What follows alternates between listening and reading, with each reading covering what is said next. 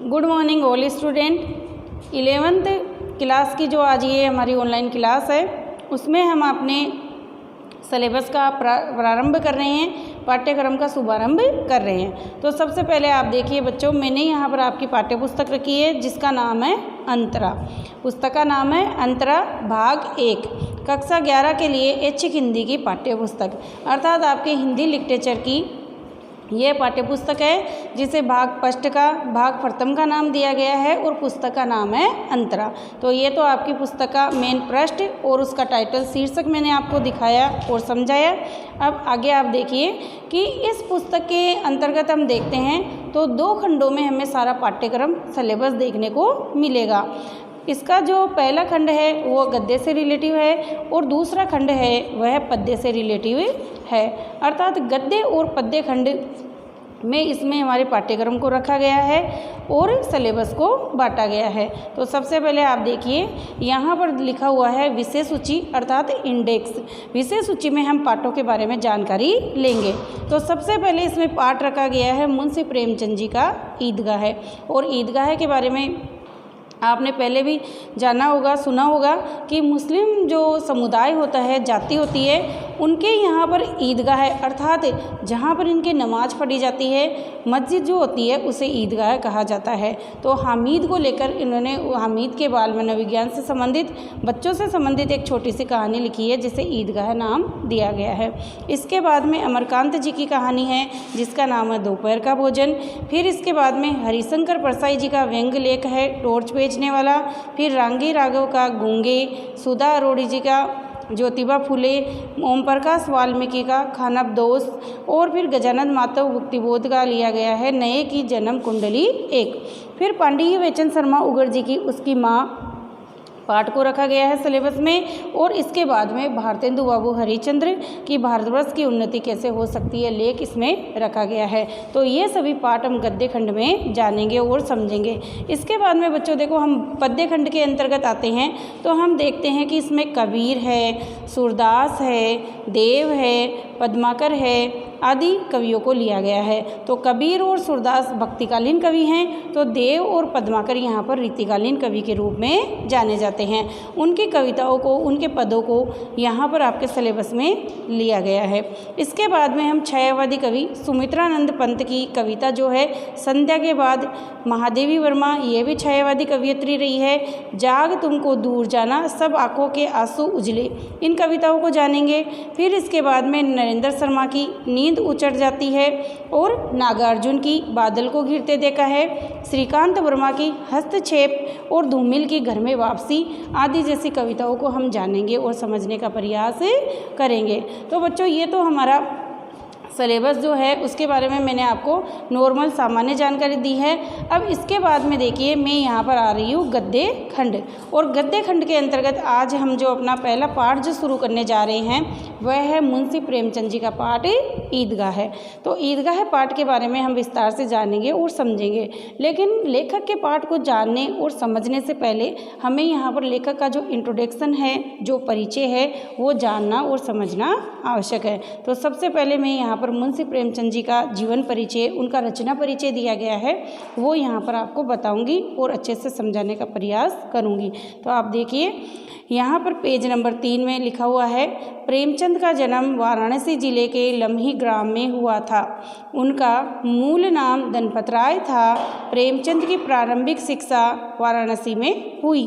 Matric के बाद वे अध्यापन करने लगे। सवा अध्याय के रूप में ही इन्होंने बीए तक की शिक्षा प्राप्त की। असहयोग आंदोलन के दौरान उन्होंने सरकारी नौकरी से त्यागपत्र दे दिया और पूरी तरह लेखन कार्य के प्रति वह समर्पित हो गए। तो ये तो बच्चों इनके जीवन से संबंधित यहाँ पर छोटा सा जो है सामान्य सा परिचय यहाँ पर लिखा गया है, जो जिसमें बताया गया है कि मुंशी प्रेमचंद जी का जो जन्म था वह उत्तर प्रदेश के वाराणसी जिले में हुआ था। वर्तमान में वाराणसी को बनारस के नाम से जाना जाता है, अर्थात इनका जन्म वाराणसी बनारस के एक छोटे से लम्ही गांव में हुआ था। और मुंशी प्रेमचंद जी का जो बचपन का जो मुख्य नाम था वो धनपत राय था, और इन्होंने अपनी जो स्कूलिंग थी, जो विद्यालयी शिक्षा थी, वह इन्होंने बनारस से ही प्राप्त की। इसके बाद में इन्होंने 11th पास की, अर्थात मैट्रिक पास की, 12th पास की, और फिर इसके बाद में उन्होंने बीए तक अध्ययन किया। और स्वाध्याय शब्द बच्चों देखो यहाँ पर आया है। स्वाध्याय का अर्थ होता है स्व प्लस अध्ययन से बना स्वाध्याय, अर्थात ये खुद ही अध्ययन करके इन्होंने बीए तक की शिक्षा प्राप्त की, एजुकेशन ली। इसके बाद में इन्होंने क्या किया, सरकारी नौकरी इनकी लग गई थी तो ये सरकारी नौकरी करने लग गए। लेकिन उसी दौरान हमारे देश जो अंग्रेज़ों का गुलाम था, पराधीनता की बेड़ियों में जकड़ा हुआ था, उन पराधीनता से मुक्ति प्राप्त करने के लिए गांधी जी के द्वारा आंदोलन चलाया गया। गांधी जी ने असहयोग आंदोलन चलाया, भारत छोड़ो आंदोलन चलाया। तो इन सभी आंदोलनों से प्रेरित होकर बच्चों इन्होंने भी क्या किया, देश की आज़ादी की लड़ाई में भाग लेने के लिए अपना मन बना लिया। और जैसे ही इन्होंने मन बनाया तो इनको लगा कि सरकारी नौकरी मेरे इस कार्य में बाधा बन सकती है, तो इन्होंने नौकरी से तुरंत त्यागपत्र यानी इस्तीफा दे दिया, अपनी नौकरी छोड़ दी और फिर यह देश के हित में लेखन कार्य करने लगे, अर्थात साहित्य रचना करने लग गए, लिखने लग गए। और यहाँ पर बच्चों मैं आपको बता देना चाहती हूँ कि इन्होंने उर्दू भाषा में जो है सबसे पहले लेखन कार्य किया और इन्होंने सोजे वतन नामक एक कहानी संग्रह लिखा था, जिसमें राष्ट्रीयता से, देश प्रेम की भावना से ओतप्रोत इनकी कहानियाँ थी। लेकिन अंग्रेजों ने उसे जब्त करके अर्थात इनसे लेकर के और जला दिया। आगे हम देखते हैं कि प्रेमचंद जी ने अपने लेखन की शुरुआत अपने उर्दू में नवाब राय के नाम से की, बाद में हिंदी में ये लिखने लगे। उन्होंने अपने साहित्य में किसानों, दलितों, नारियों की वेदना और वर्ण व्यवस्था की क्रूतियों का मार्मिक चित्रण किया है। वे साहित्य को स्वांत सुखाय न मानकर सामाजिक परिवर्तन का एक सशक्त साधन मानते थे। वे एक ऐसे साहित्यकार थे जो समाज की वास्तविक स्थिति को पैनी दृष्टि से देखने की शक्ति रखते थे। अर्थात यहाँ पर इतना हम इसको समझने का प्रयास करते हैं कि जब यह नौकरी से त्यागपत्र दे दिया और लेखन कार्य करने लगे तो सबसे पहले इन्होंने उर्दू भाषा में लिखना प्रारंभ किया। उर्दू भाषा में जब इन्होंने लिखना प्रारंभ किया तो बच्चों आप देखिए कि इन्होंने उर्दू में लिखा और उसके बाद में इन्होंने हिंदी में लिखा। तो उर्दू भाषा में सबसे पहले इन्होंने जो लिखा था वह नवाब राय नाम से लिखा था। और उस समय हमारा देश गुलाम था, जमींदारी व्यवस्था थी और जमींदारों द्वारा हमारे जो किसान लोग थे, हमारे जो मजदूर लोग थे, उनका बहुत शोषण किया जाता था, उन्हें परेशान किया जाता था। उनकी फसल पूरी उनके द्वारा हड़प ली जाती थी, उनके ऊपर लगान लगा दिया जाता था जिसे हम कहते हैं टैक्स। और इसी तरह हमारा दलित वर्ग था, उसे भी कुचला और दबाया समाज में जाता था। इसी तरह हमारी नारियाँ यानी कि हमारी जो समाज में महिला वर्ग था, महिलाएं थी, उनको भी काफ़ी वेदना पीड़ाएं दी जाती थी। तो इन सब स्थितियों को उन्होंने प्रत्यक्ष अपनी आंखों से देखा और देख करके इन्हें जो पीड़ा हुई, जो अनुभूति हुई, उसी अनुभूति को इन्होंने अपनी रचनाओं में स्थान दिया। इसीलिए कहते हैं कि इनका जो कथा साहित्य है, चाहे वो कहानियाँ हो या उपन्यास हो, वह यथार्थ के ठोस धरातल पर आधारित है। और इसका मुख्यतः जो हम ले सकते हैं उसका माध्यम यह है कि यह साहित्य को स्वांत सुखाय न मान करके सामाजिक हित का साधन मानते थे। अर्थात इनका मानना था कि जो साहित्य रचना है वह एक साहित्यकार को खुद के मनोरंजन के लिए, खुद के आनंद के लिए साहित्य की रचना नहीं करनी चाहिए, अपितु साहित्य का माध्यम जो है समाज का हित होना चाहिए। अर्थात साहित्य वही उपयोगी रहता है जो समाज का हित साधन कर सके, समाज का भला कर सके, जनता का कल्याण कर सके। तो इनका जो भी साहित्य लिखा गया है वह एक तरफ तो जन कल्याण से ओतप्रोत है और दूसरी तरफ उसमें राष्ट्रीयता और देश प्रेम और देशभक्ति की भावना हमें देखने को मिलती है। इसके बाद में आप आगे देखिएगा, कथा संगठन, चरित्र चित्रण, कथोपकथन आदि की दृष्टि से उनकी रचनाएं बेजोड़ है। उनकी भाषा बहुत ही सजी, मुहावरेदार और बोलचाल के निकट है। हिंदी भाषा को लोकप्रिय बनाने में उनका विशेष योगदान है। संस्कृत के प्रचलित शब्दों के साथ साथ उर्दू की रवानी इसकी विशेषता है, जिसमें हिंदी कथा भाषा को नया आयाम दिया। अर्थात हम देखेंगे कि इनकी जो रचनाएँ हैं, चाहे वो कहानियाँ हो, उपन्यास हो, उनमें चाहे उनके कथावस्तु हो और चाहे इनके पात्र हो, चाहे उनका चरित्र चित्रण हो, चाहे इनकी भाषा शैली हो, चाहे देश काल और वातावरण हो, सभी की दृष्टि से इनकी रचनाएं बहुत ही उपयोगी होती है। यहाँ पर मैं एक चीज़ आपको बताना चाहूँगी बच्चों, एक बात आपको समझाना चाहूँगी कि कोई भी साहित्यकार जब कहानी या उपन्यास रचता है तो उसके लिए 6 तत्व आवश्यक होते हैं, जिनमें से देखो 3 तत्व यहाँ पर बताए गए हैं, कथा संगठन, चरित्र चित्रण और कथोपकथन।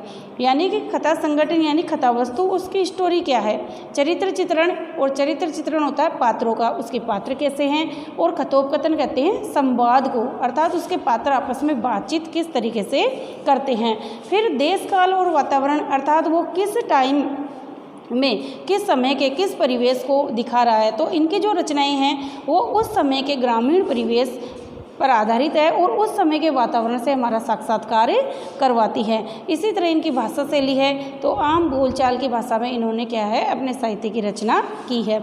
दूसरी बात यह है कि पहले इन्होंने उर्दू में लिखा, बाद में ये हिंदी में आए। तो उर्दू में लिखने के कारण बच्चों इनकी रचनाओं में हमें कहीं कहीं पर उर्दू के शब्दों का प्रयोग देखने को मिलता है, तो संस्कृत के शब्दों का प्रयोग भी साथ में हमें देखने को मिलता है। तो चाहे कथावस्तु हो, चाहे भाषा शैली हो, चाहे देश काल और वातावरण हो, चाहे उद्देश्य हो, सभी की दृष्टि से इनकी सभी रचनाएं अपने आप में बेजोड़ है। आगे देखो इनकी रचनाओं का परिचय दिया गया है। उनकी प्रमुख कृतियां हैं मानसरोवर 8 भाग, गुप्त धन 2 भाग, कहानी संग्रह, निर्मला, सेवा सदन, प्रेमाश्रय, रंगभूमि, कर्मभूमि, गबन, गोदान, उपन्यास, करबला, संग्राम, प्रेम की वेदी नाटक, विविध प्रसंग, 3 खंडों में, साहित्य की और राजनीतिक निबंधों का संग्रह, कुछ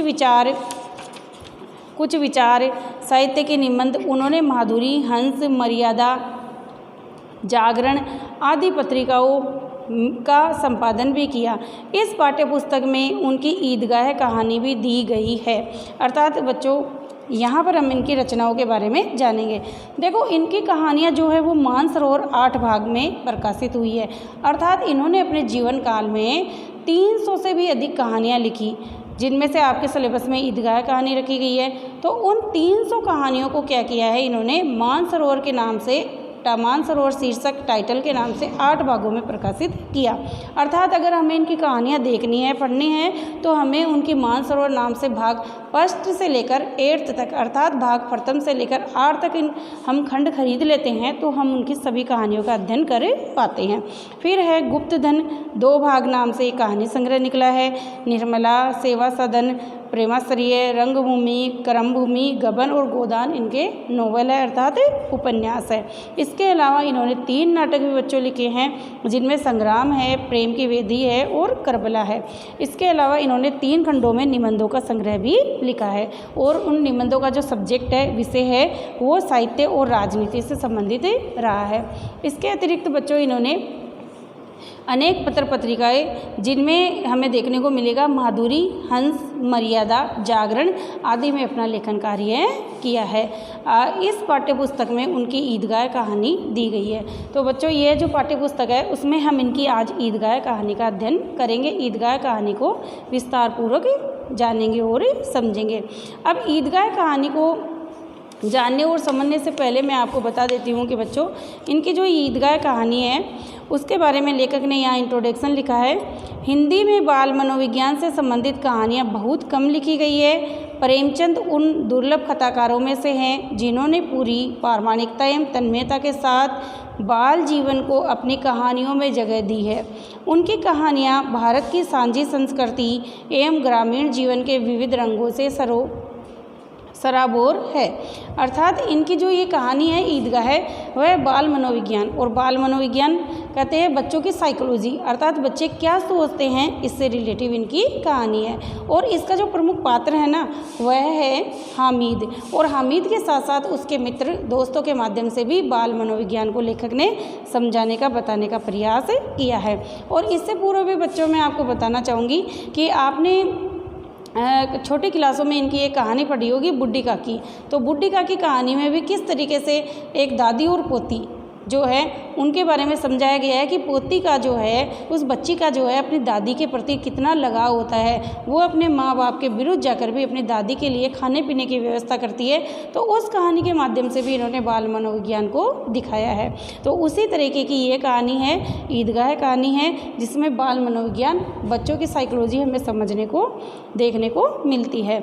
ईदगाह प्रेमचंद की इन्हीं विशेषताओं को अभिव्यक्त करने वाली प्रतिनिधि कहानी है। इस कहानी में ईद जैसे महत्वपूर्ण त्यौहार को आधार बनाकर ग्रामीण मुस्लिम जीवन का सुंदर चित्र प्रस्तुत किया गया है। हामिद का चरित्र हमें बताता है कि अभाव उम्र से पहले बच्चों में कैसे बड़ों जैसी समझदारी पैदा कर देता है। मेले में हामिद अपनी हर चाह पर संयम रखने में विजयी होता है। साथ ही रुस्तम हिंद चिमटे के माध्यम से प्रेमचंद ने श्रम के सौंदर्य एवं महत्व को भी उद्घाटित किया है एवं चित्रात्मक भाषा की दृष्टि से भी यह कहानी अनूठी है। तो देखो यहाँ पर जो लेखक ने लिखा है उसमें बताया है कि किस तरीके से ईदगाह कहानी में गांव में ईद का त्यौहार मनाया जाता है। और जब ईद का त्यौहार मनाया जाता है तो न केवल बच्चे बूढ़े अपितु तो सारा ही जो ग्रामीण परिवेश है वो बहुत ही सुंदर लगने लग जाता है। और किस तरीके से हामिद जो एक छोटा सा बच्चा है अपनी दादी के साथ रहता है, जिसके माता और पिता दोनों ही नहीं है, वह कैसे अपनी दादी के बारे में सोचता है और उस मेले से चिमटा खरीद के लाता है, वो सभी चीज़ें यहाँ पर लेखक ने समझाई है और बताने का प्रयास किया है। दूसरी बात यहाँ पर अंतिम लाइन जो बच्चों लिखी गई है वह चित्रात्मक भाषा की दृष्टि से भी है कहानी अनूठी है। तो इसका तात्पर्य है कि जब हम ये कहानी का हम अध्ययन करते हैं, इसको पढ़ते हैं, तो हमें ऐसे लगता है कि मानो हम स्वयं ही मेले में आ गए हो और मेले में आकर हम स्वयं ही घूम रहे हो, अर्थात हम कहानी को पढ़ते पढ़ते हम खुद ही हामिद बने जाते हैं। तो भाषा से लिए वह चित्रात्मक है, अर्थात समूचे मेले का, समूचे ग्रामीण परिवेश का जो दृश्य है, जो सीन है, वो हमारी आंखों के सामने घूम जाता है। तो ईदगाह कहानी इनकी बहुत ही एक अच्छी कहानी है, काफ़ी प्रसिद्ध कहानी रही है। और ईदगाह कहानी के माध्यम से न केवल इन्होंने हमारे कल्चर अर्थात संस्कृति को दिखाया है, बल्कि बच्चों के बाल मनोविज्ञान को, उनकी साइकोलॉजी को भी हमें समझाने का प्रयास किया है, चेष्टा की है। तो बच्चों ये तो लेखक का सामान्य इंट्रोडक्शन था, उनकी रचनाओं का सामान्य परिचय था और ईदगाह कहानी का जो टाइटल था, थोड़ा सा निष्कर्ष था, वो हमें दिखाया गया। अब हम इनकी मुख्यतः इनकी कहानी के ऊपर आते हैं और कहानी का नाम है ईदगाह है। तो लेखक के परिचय के बाद में हम इनकी कहानी को जानेंगे और समझेंगे। तो बच्चों देखिए आप यहाँ पर लिखा हुआ है ईदगाह है। तो सबसे पहले मैं बता देती हूँ कि ईदगाह शब्द का अर्थ क्या होता है। इतना तो आप सभी जानते हैं कि ईद का त्यौहार जो है हमारे मुस्लिम समुदाय में मनाया जाता है, अर्थात हमारे हिंदुओं में जैसे होली और दीपावली जैसे पर्व त्यौहार उत्सव मनाते हैं, उसी प्रकार मुसलमानों में ईद का त्यौहार मनाया जाता है। और ये उसी प्रकार अपना त्यौहार खुशी से मनाते हैं जिस प्रकार हम हिंदू वर्ग में, हिंदू जाति में दीपावली और होली के त्यौहार मनाते हैं। और ईदगाह उस स्थान को कहा जाता है बच्चों जहाँ पर यह सब लोग इकट्ठा होकर अपने ईद की नमाज अदा करते हैं, अर्थात अपने ईद की जो नमाज है वह जाकर वहाँ पर पढ़ते हैं, अदा करते हैं, उसे ईदगाह कहा जाता है। तो कहानी का टाइटल और शीर्षक की लेखक ने यहाँ पर ईदगाह रखा है। अब हम इस कहानी को देखते हैं। रमज़ान के पूरे 30 रोज़ों के बाद ईद आई है, कितना मनोहर, कितना सुहावना प्रभात है। वृक्षों पर कुछ अजीब हरियाली है, खेतों में कुछ अजीब रौनक है, आसमान पर कुछ अजीब लालिमा है। आज का सूर्य देखो कितना प्यारा, कितना शीतल है, मानो संसार को ईद की बधाई दे रहा है। गांव में कितनी हलचल है, ईदगाह जाने की तैयारियां हो रही है। किसी के कुर्ते में बटन नहीं है, पड़ोसी के घर में सुई तागा लेने दौड़ा जा रहा है। किसी के जूते कड़े हो गए हैं, उनमें तेल डालने के लिए तेली के घर भागा जाता है। जल्दी जल्दी बैलों को सानी पानी दे दे, ईदगाह से लौटते लौटते दोपहर हो जाएगा। अब यहाँ पर आप देखिए कि ईदगाह जाने के लिए अर्थात ईद का त्यौहार मनाने के लिए सारे बच्चे अपने गांव से निकलकर ईदगाह जहाँ पर इनकी नमाज अदा की जाएगी वहाँ पर जाने के लिए तैयारी कर रहे हैं। तो न केवल बड़े बूढ़े अभी तो बच्चे भी इस त्यौहार में जाने के लिए उत्सुक है, काफ़ी प्रसन्न है। तो देखो लेखक ने यहाँ पर लिखा है कि 30 रोजे इनके जब ख़त्म हो चुके हैं तो लास्ट जो 30वां दिन है, अंतिम 30वें दिन इनके ईद आई है। और ईद के दिन ऐसे लग रहा है कि जो वातावरण है वो सारा वातावरण ही प्रसन्नता से, आनंद और उल्लास से भरा हुआ दिखाई दे रहा है। गांव में चारों तरफ हलचल ही हलचल है और सभी लोग जो है ईदगाह जाने की तैयारी में लगे हुए हैं। तो यहाँ पर लेखक ने लिखा है कि किसी के कुर्ते में तो अर्थात बटन नहीं है, तो वो भागे दौड़े जा रहा है कि मैं कहीं से सुई डोरा लेके आऊँ, सुई धागा लेके आऊँ और मैं मेरे कुर्ते में बटन लगाऊं, तो कोई अपने जूतों को सही ढंग से तैयार करने में लगा हुआ है, तो कोई सोचता है कि हम पशुओं को चारा पानी खिला दें ताकि हम लौट के आएँ तो बेचारे ये भूखे नहीं रहे। तो सारे लोग जो है ईदगाह जाने की तैयारी में जुटे हुए हैं। ईदगाह से लौटते लौटते दोपहर हो जाएगा। 3 कोस का पैदल रास्ता, फिर सैकड़ों आदमियों से मिलना भेंटना, दोपहर से पहले लौटना असंभव है। लड़के सबसे पहले ज़्यादा प्रसन्न है। किसी ने 1 रोज़ा रखा है, वह भी दोपहर तक, किसी ने वह भी नहीं, लेकिन ईदगाह जाने की खुशी उनके हिस्से की चीज़ है। रोज़े बड़े बूढ़ों के लिए होंगे, उनके लिए तो ईद है। रोज़ ईद का नाम रटते थे, आज वह आ गई। अब जल्दी पड़ी है कि लोग ईदगाह क्यों नहीं चलते। इन्हें गृहस्थी की चिंताओं से क्या प्रयोजन। सेवैयों के लिए दूध और शक्कर घर में है या नहीं, इनकी बला से ये तो सेवैया खाएंगे। वह क्या जाने कि अब्बाजान क्यों बदहवास चौधरी कायम अली के घर दौड़े जा रहे हैं। उन्हें क्या खबर कि चौधरी आज आके बदल ले तो सारी ईद ही मुहर्रम हो जाएगी। उनकी जेबों में तो कुबेर का धन भरा हुआ है, बार बार जेब से अपना खजाना निकाल कर गिनते हैं। अर्थात यहाँ पर बच्चों बताया गया है कि बच्चे सबसे ज़्यादा ईदगाह जाने की तैयारियों में लगे हुए हैं और सबसे ज़्यादा आनंद और उल्लास से झूम रहे हैं। अब घर में उनके मम्मी पापा के पास, उनके पेरेंट्स के पास में पैसे है या नहीं है, उन्हें उनकी चिंता नहीं है। उनके पास जो धन है अर्थात खजाना है, जो थोड़े बहुत पैसे हैं, उनको लेकर वो मेले में ख़रीदारी करने के लिए तैयारी करने में लगे हुए हैं। और यहाँ पर लिखा हुआ है कि अब्बा जान, देखो ये उर्दू का शब्द है। अब्बा जान कहते हैं पिताजी को अब्बा जान कहा जाता है। तो उनको कोई टेंशन नहीं है, कोई भी चिंता नहीं है कि मेरे अब्बा जान अर्थात मेरे पिताजी हैं, वो क्यों चौधरी के घर दौड़ के जा रहे हैं। और उनके पिताजी सामान्यतः यही देखने में समझने में आया है कि उनके पिताजी गरीब है, उनके पास पैसे की व्यवस्था नहीं है बच्चों को मेले में ले जाने के लिए, तो वो बेचारे उनसे कर्जा लेने के लिए, उधार लेने के लिए इधर उधर दौड़े जा रहे हैं। और यहाँ पर एक मुहावरा भी आया है, आंखें बदल ले। आंखें बदलने का अर्थ होता है कि मदद करने से इनकार कर देना, मना कर देना, तो उनकी सारी ईद मुहर्रम हो जाएगी। अर्थात अगर चौधरी जी ने उनके पापा को, उनके पिताजी को पैसे देने से मना कर दिया तो उनकी जो ईद है वो तो मुहर्रम हो जाएगी, अर्थात सारी उनकी खुशियाँ ही मिट्टी में मिल जाएगी। लेकिन उनको इस बात की कोई चिंता नहीं है, वो तो आराम से अपने जेब से जो पैसे हैं वो निकाल करके गिन रहे हैं और खुश हो रहे हैं, अर्थात प्रसन्न हो रहे हैं कि उन्हें तो ईदगाह जाना है। आगे देखिए लेखक ने क्या लिखा है। बार बार जेब से अपना खजाना निकाल कर गिनते हैं और खुश होकर फिर रख लेते हैं। महमूद गिनता है 1 2 10 12, उसके पास 12 पैसे हैं। मोहसिन के पास 1 2 3 8 9 15 पैसे हैं। उनकी अनगिनती पैसों में अनगिनती चीज़ लाएंगे, खिलौने, मिठाइयाँ, बिगुल, गेंद और जाने क्या क्या। और सबसे ज़्यादा प्रसन्न है हामिद। वह 4-5 साल का गरीब सूरत दुबला पतला लड़का, जिसका बाप गत वर्ष हैजे की भेंट हो गया। उसकी माँ न जाने क्यों पीली होते होते एक दिन मर गई। किसी को न पता चला कि क्या बीमारी है। कहती तो सुनने वाला कौन था। दिल पर जो कुछ बीतती थी वह दिल में ही सहती थी, और जब न सहा गया तो संसार से विदा हो गई। अर्थात इसमें बताया गया है कि सारे जो छोटे छोटे बच्चे हैं उनके पास में जो भी पैसे हैं वह मेले में जाएंगे और खिलौने, मिठाइयाँ, जो कुछ भी है उन्हें ख़रीदारी करनी होगी वह करेंगे। लेकिन इसी बीच में एक छोटा सा बच्चा है हामिद। अब देखिए यहाँ पर लेखक ने हामिद का नाम लिया है, तो हामिद इस संपूर्ण कहानी का मुख्य केंद्रीय पात्र है। तो यहाँ पर एक महत्वपूर्ण हमारा जो क्वेश्चन है यह भी बनता है कि ईदगाह कहानी का मुख्य या केंद्रीय पात्र कौन सा है। तो इसका आंसर होगा बच्चों, इसका उत्तर होगा हमारा हामिद। तो हामिद की जो उम्र है वह 5 साल है।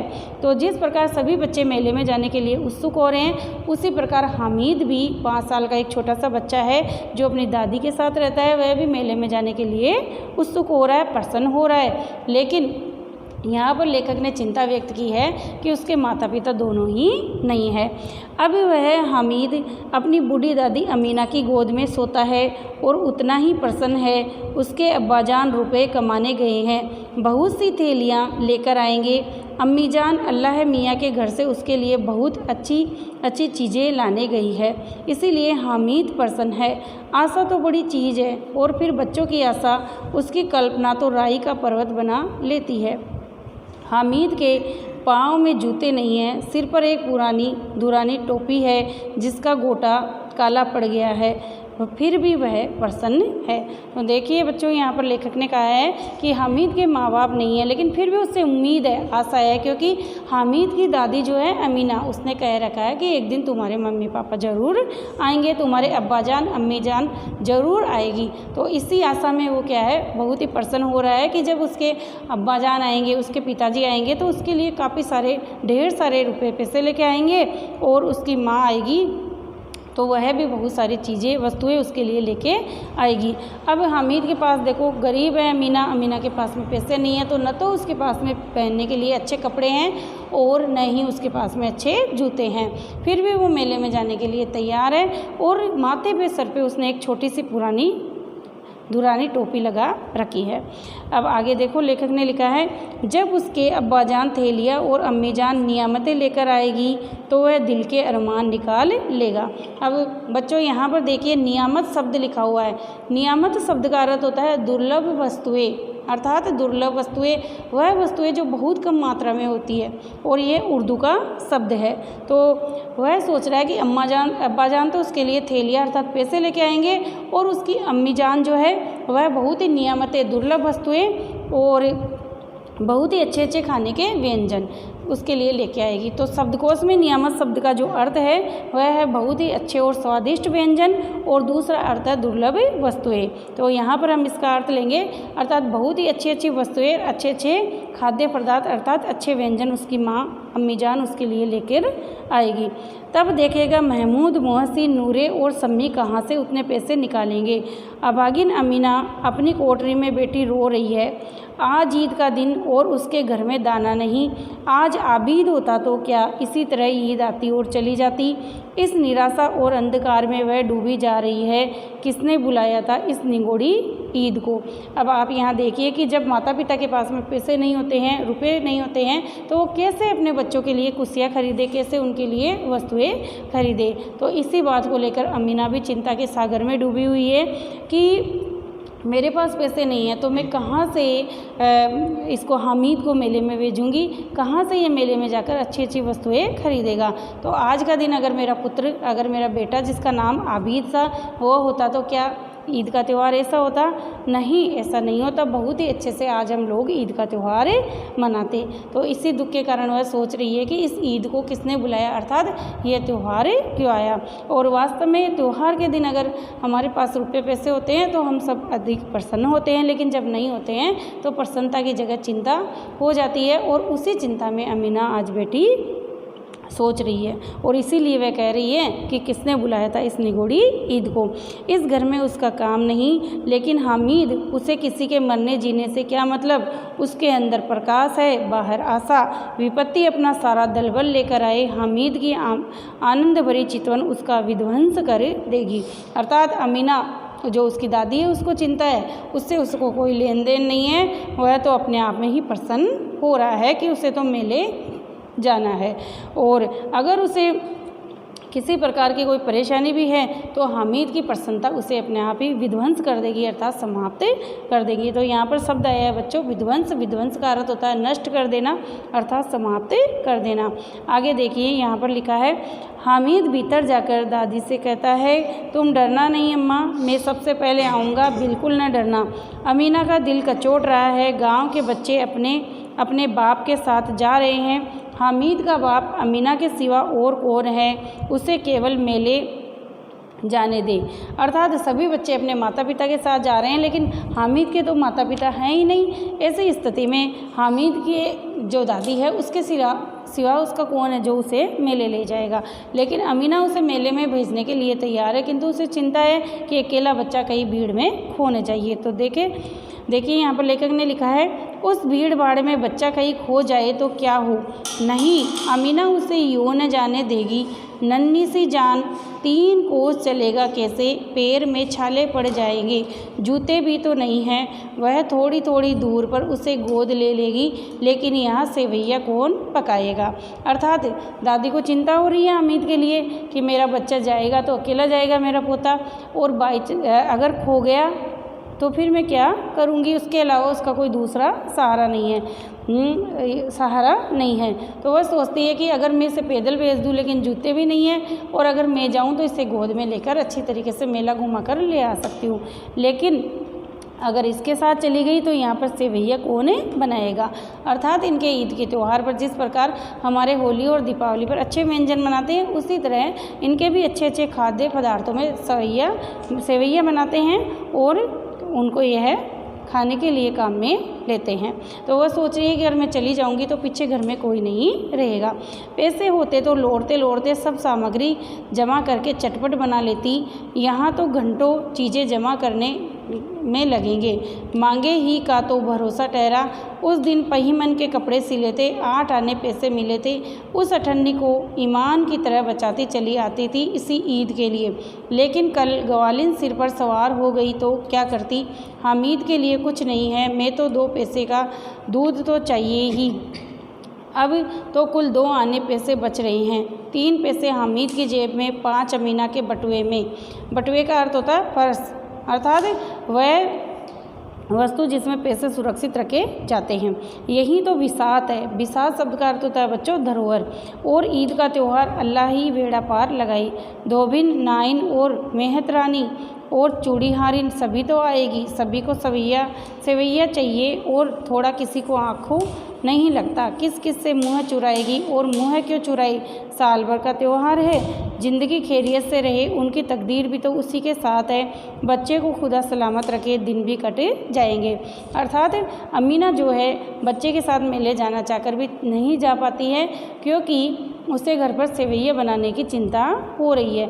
और देखो सेवैया के लिए भी वह सोच रही है कि अगर मेरे पास पैसे होते तो मैं एक साथ सब सामान बाज़ार से ख़रीद लाती और अच्छे से बना लेती, लेकिन उसके पास पैसे भी ज़्यादा नहीं है।